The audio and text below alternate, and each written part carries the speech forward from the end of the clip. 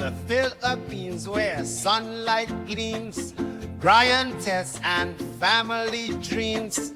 By the shorelines, kids at play in a tropical bright array.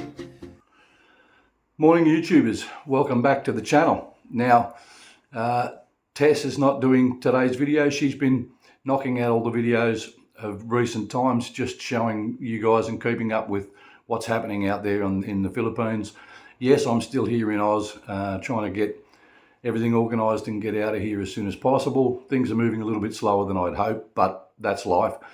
Today, I thought we'd look at the costing, how much we've spent to build our tiny house out there.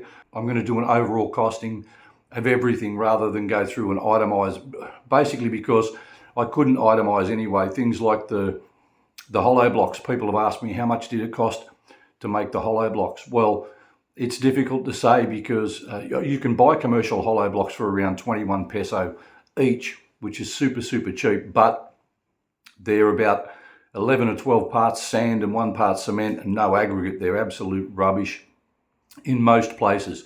Some may be different, depends on where you live if you're in the Philippines. I'd check with the manufacturers of the hollow blocks and ask them what sort of a mix they used before I purchased them. I certainly wasn't going to use those. So we did our own, of course, so we could put aggregate in there and use less sand and more cement to get a decent solid hollow block.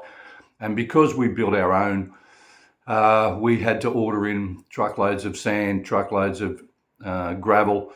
We had to order our bags of cement from the hardware, have them delivered. We still have gravel out there that we haven't used. We still have sand there that we haven't used. So I couldn't calculate how much sand and gravel went into each block. They were getting, in the end, out of 1 bag of cement, we were getting around 24 to 25 hollow blocks. And I know with the commercial blocks, they get anywhere from 30 to 40 hollow blocks out of 1 bag of cement. So that's the reason I say build your own blocks if you're going to build anything over in the Philippines. Anyway, before I get into how much we've spent in total, this road, let's just look at what we went through or look at what we had to do before I talk about the final costing. So those of you who've been following from the start will remember what the land looked like originally. We won't go into the costing of the land because we bought that from Tess's father. It was originally owned by her grandparents, but it looked like this. This was after we'd actually got the boys in to machete all the ground cover. It was about 3 feet or 4 feet long originally, but we slashed it all out. But it was still all covered in trees, no space to really build. So we had to get in there, work out a site for the well, decide where we were going to put the house and what trees were going to be removed so we'd have enough space to actually put a house. We also wanted to put in the pig pen. We knew we had to get the well dug, build that.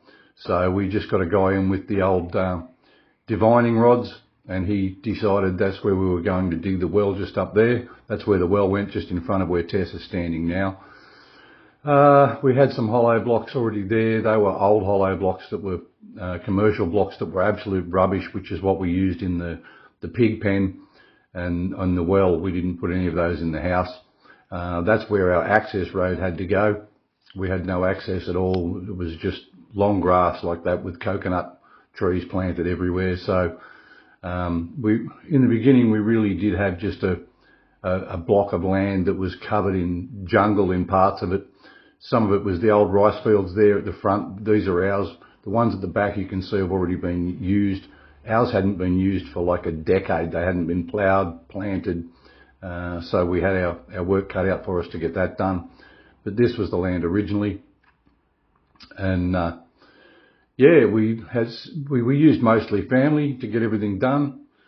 And we planned that's where the access road was going. We figured out the site that we were going to build the house, and we got stuck into it. So Tess's cousin Jeppy got in Uncle Ray's trucks and started bringing out loads of like a road-based material we could use.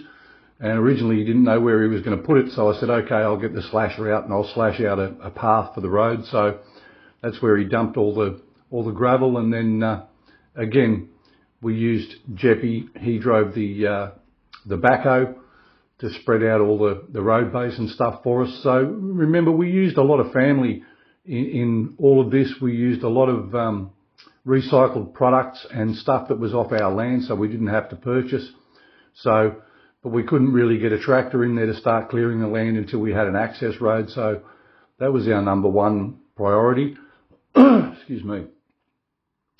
Once we got the access road through, then we were right to get another one of Tessa's cousins to, it was all family.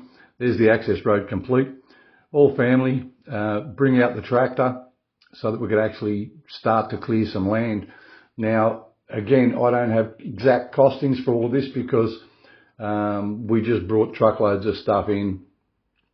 Clearing the land, I can tell you that we only paid, I think, around 500 pesos for a day for the use of the tractor. So about $13 Australian. It wasn't much at all. It was super, super cheap.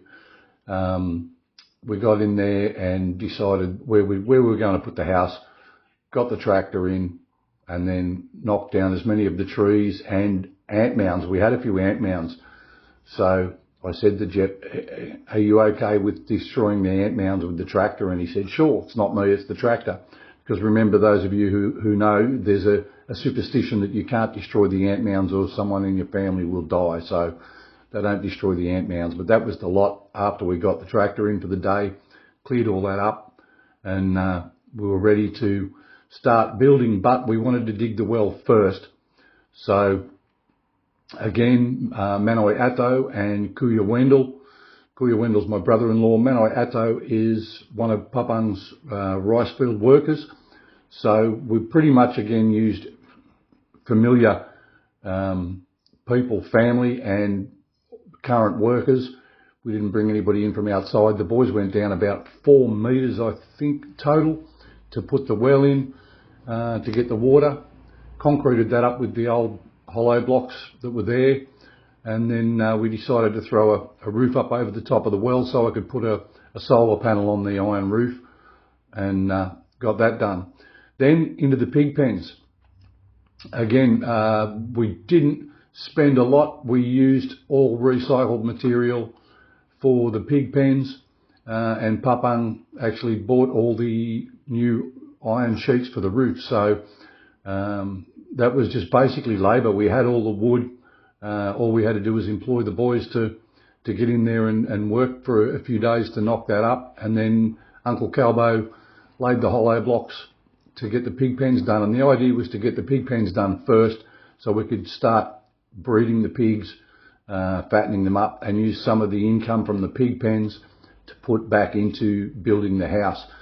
Pig pens still aren't completed totally, but we've got a few pens that are functional and we're using them now, as those of you who have followed us will know. So that was the main thing. We just really wanted to get in and get that done. So once we completed the pig pens, it was time to start building. That's the only time we really got outside help in, was we had to get builders in. And as you guys know, we went through about 4 builders trying to get it done.